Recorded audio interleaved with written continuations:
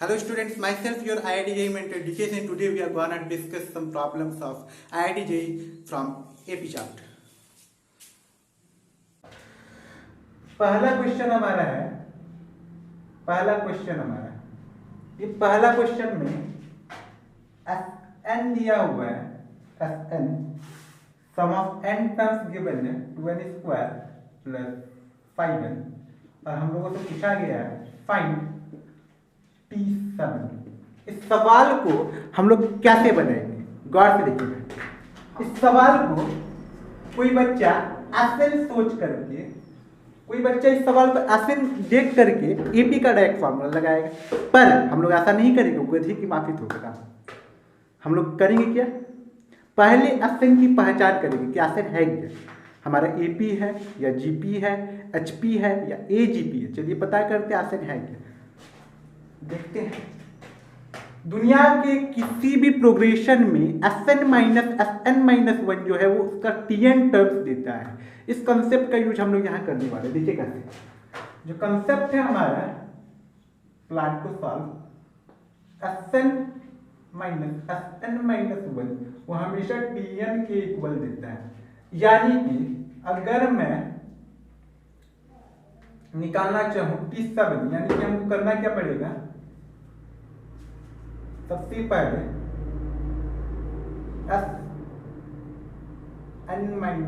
Sn-1 हम लोग calculate कर लें। कैसे करेंगे, 2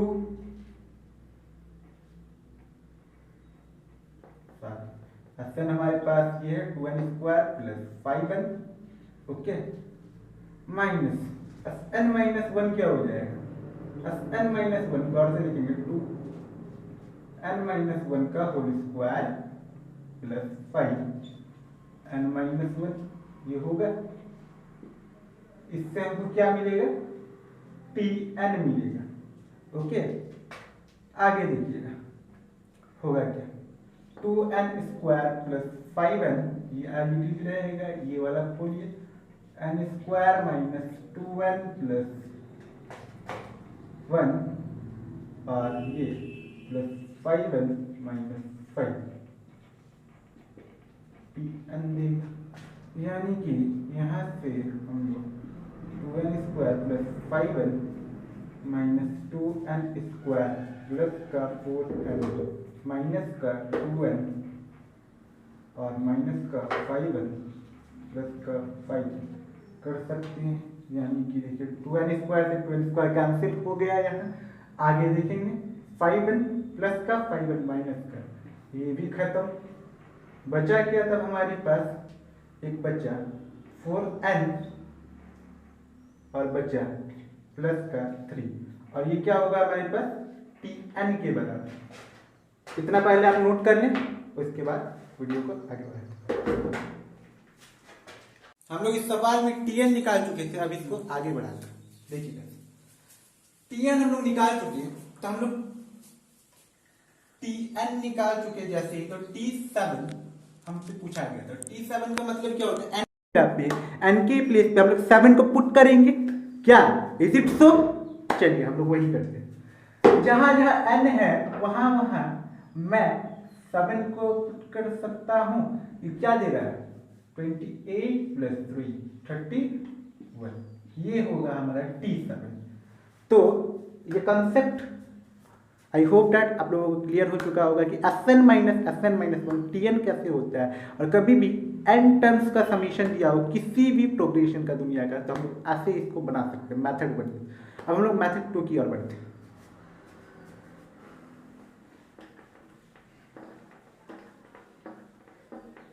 देखिए इसी सवाल को सॉल्व करने का मेथड नंबर 2 कैसे,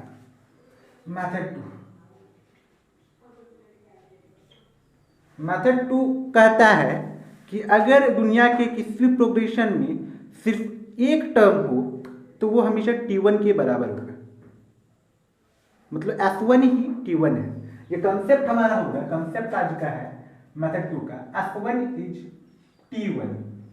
बस यही कंसेप्ट है कि कंसेप्ट इस सवाल को सॉल्व करने का। देखिए सवाल में हमको Sn दिया हुआ था, वो Sn क्या था, 2n² प्लस 5 बन दिया था। ओके, चलिए हम लोग सबसे पहले S1 निकालते हैं। S1 का मतलब है क्या? S1 का मतलब है कि जहां n है सर जी आप वहां y क्या रखेंगे? 1 रखेंगे। ओके, यानी कि S1 जो है वो 7 है आपके पास, और वो किसकी इक्वल है? T1 की।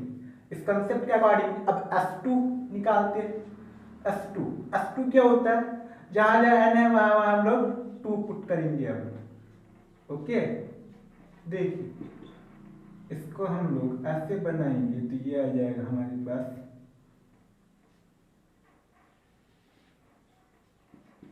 18 आया, और ये T2 है, सॉरी ये T1 प्लस T2 देगा, क्योंकि S2 का मतलब होता है sum of two terms, first two terms, यानी कि T1 प्लस T2। ओके, चलिए अब S3 भी निकाल लें। S3 भी निकाल ही लेते हैं, देखिए कैसे निकालेंगे S3 निकालने के लिए हम लोग क्या करेंगे? जहां n है, जिस जगह n है उस जगह पर हम लोग 3 को रखेंगे। रखते हैं, चलिए देखिए 3, और यहाँ भी रख देते हैं जस्ट, तो हो क्या जाएगा? ये 18 प्लस 15 और ये 33।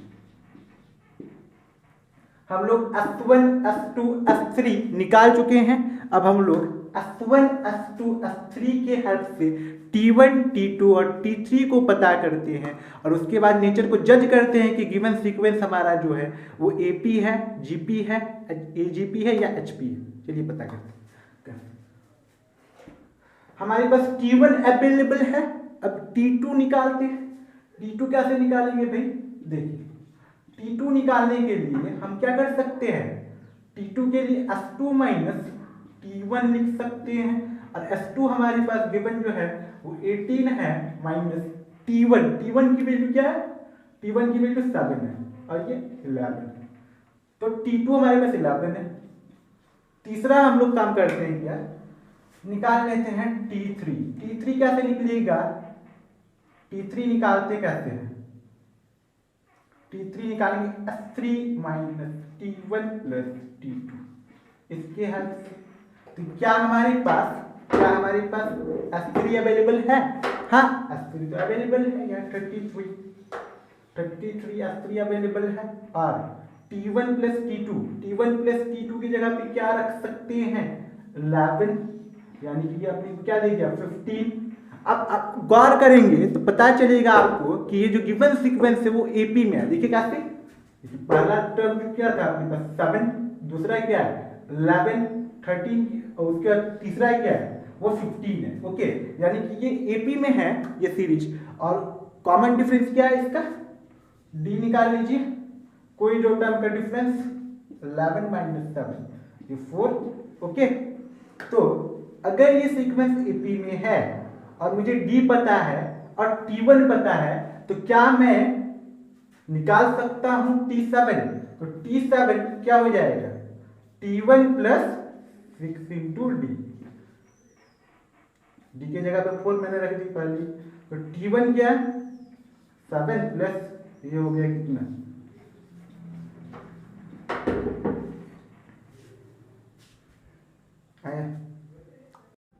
हेलो स्टूडेंट्स, आज हम लोग AP के कुछ बेसिक कॉन्सेप्ट के बारे में रिवीजन करने वाले हैं। चलिए देखते हैं, वो बहुत ही कारगर है आपके JEE और NEET के लिए।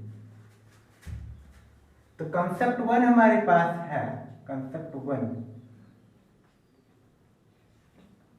अगर कोई भी AP है आपके पास, कोई भी AP है आपके पास of the form AN plus B, इस फॉर्म का कोई AP आपके पास गिवन है, कोई भी AP, तो उसमें जो n का कोफिशिएंट होगा, n का जो मल्टीप्लाइड कोफिशिएंट होगा a, यही अपने पास कॉमन डिफरेंस होता है।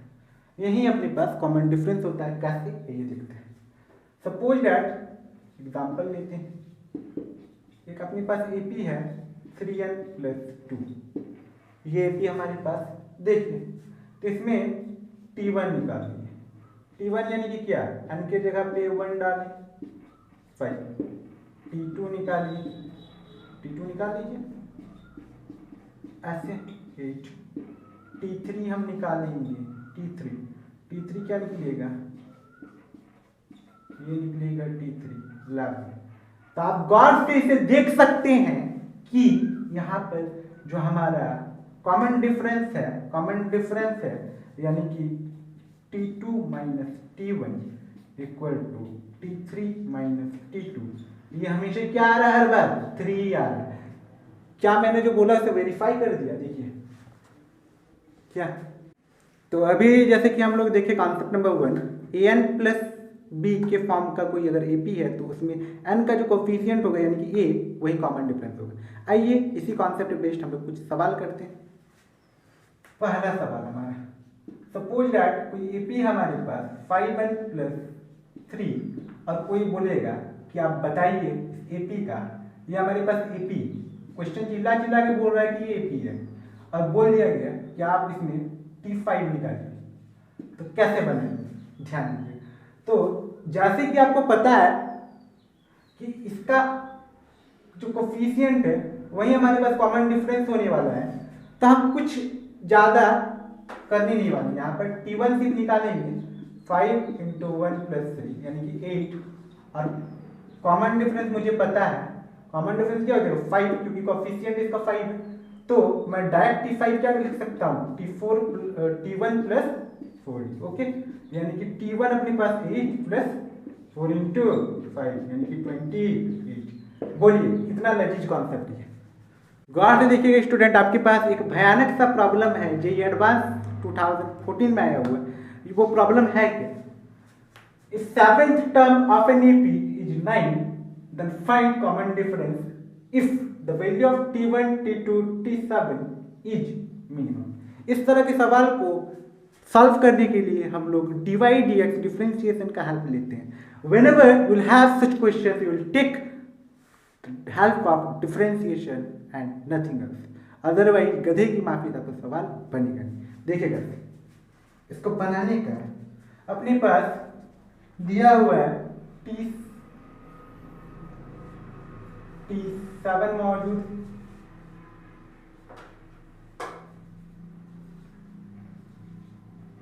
चल नहीं रहे। माय डियर स्टूडेंट्स, आपके पास एक बहुत ही अच्छा सवाल है जेईई एडवांस का।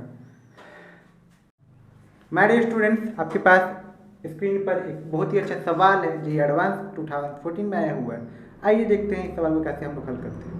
देखिए इसका बेसिक कंसेप्ट क्या है। जब भी question based on product of terms of minimum और मैक्सिमम पूछा जाए तो हम लोग करते क्या है, then we will take the help of differentiation. और कैसे हेल्प लेंगे डिफरेंशिएशन कर, आइए देखते हैं हम लोग करते क्या है। इसमें हम लोगों के पास है T7 दिया हुआ, वो 9 है, T7 दिया हुआ है, ठीक है, और बोला है क्या गिवन है, गिवन हमारे पास है T7 गिवन 9 है, और गिवन क्या है product of T1 into T2 into T7 जो है वो बोल दिया मिनिमम। क्या बोला है, मिनिमम।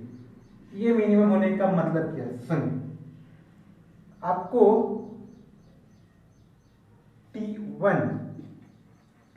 T1 कैसे मिलेगा, मान लेते हैं T1 जो है, ये T1 जो है वो हमें बस मिलेगा ये -6x से।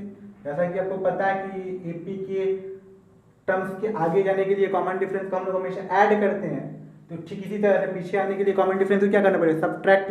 x भी कॉमन डिफरेंस यहाँ मान लिए तो हम लोग T1 ऐसे लिख सकते हैं। अब हम लोग T2 कैसे लिख सकते हैं, डियर स्टूडेंट्स देखिए, T2 का हम लोग 9 - 5x लिख सकते हैं। ठीक इसी तरह से हम लोग T1, T2 और T7 का प्रोडक्ट पूछा है मिनिमम, तो हम लोग क्या करेंगे, T1, T2 और T7 जो है इसका प्रोडक्ट मिनिमम होने के लिए क्या करेंगे, ये है इसका प्रोडक्ट। इसका प्रोडक्ट आप करेंगे तो आपको आपके पास जो रिजल्ट आएगा इसके प्रोडक्ट का वो मैं डायरेक्टली आपके पास लिख दे रहा हूँ, वो आएगा 270x² प्लस में 270x² माइनस 891x प्लस 729, ये रिजल्ट आएगा। ओके, अब क्या करना है, हम लोगों को dy dx का हेल्प लेना है। इसको dy dx निकालेंगे और उसको 0 के इक्वल करेंगे, क्योंकि यही बेसिक कंसेप्ट होता है मैक्सिमा और मिनिमा का हमारे पास। मैक्सिमम मिनिमम पॉइंट निकाल के dy dx को हम क्या करते हैं, 0, है ना। ठीक इसी तरह हम लोग क्या करेंगे, इसका dy dx निकालेंगे तो और उसको 0 करेंगे तो dy dx इसका क्या आ जाएगा, 540x माइनस 891 इक्वल टू 0, ये आएगा हमारे पास। तो हमारे पास x जो है, x की वैल्यू क्या आएगी, x जो है कॉमन डिफरेंस है और उसकी वैल्यू आएगी 891/540। ओके, इसको जब आप कैंसल आउट करेंगे तो वो अपने पास आएगा 33/20, this will be our common difference. तो देखा आपने किस तरह हम लोगों ने जेईई एडवांस में आए हुए भयानक से सवाल का हल निकाले। देखा आपने किस तरह से आज हम लोग जेईई एडवांस के बहुत ही अच्छे अच्छे क्वेश्चन हम लोगों ने लगाए, और आगे आप लोगों का सपोर्ट रहेगा तो हम और आप ऐसे ही सीखते जाएंगे यूट्यूब वीडियो के थ्रू।